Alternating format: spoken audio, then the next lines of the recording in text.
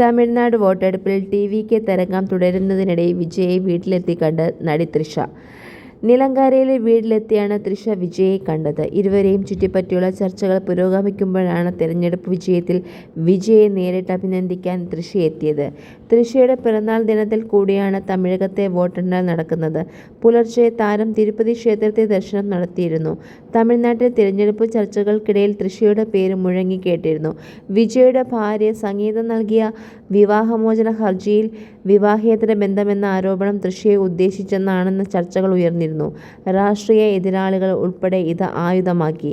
പിന്നാലെ ഇരുവരും ഒരു വിവാഹ ചടങ്ങിൽ ഒരുമിച്ചെത്തിയതും ഈ ചർച്ചകളെ ചൂടുപിടിപ്പിച്ചിരുന്നു. വോട്ടെടുപ്പ് ദിനത്തിലും തൃഷ ശ്രദ്ധാകേന്ദ്രമായി. വോട്ട് ചെയ്തതിനു ശേഷം വിജയ് ചിത്രം ഗില്ലിയിലെ പാട്ടിനൊപ്പമാണ് തന്റെ ചിത്രം തൃഷ സോഷ്യൽ മീഡിയയിൽ പങ്കുവച്ചത്.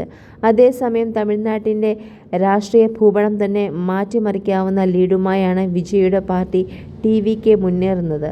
100-ലധികം സീറ്റുകളിൽ ടി.വി.കെ മുന്നിലാണ്. വിജയ് ആകട്ടെ മത്സരിച്ച 2 മണ്ഡലങ്ങളിലും ലീഡ് ചെയ്യുകയാണ്.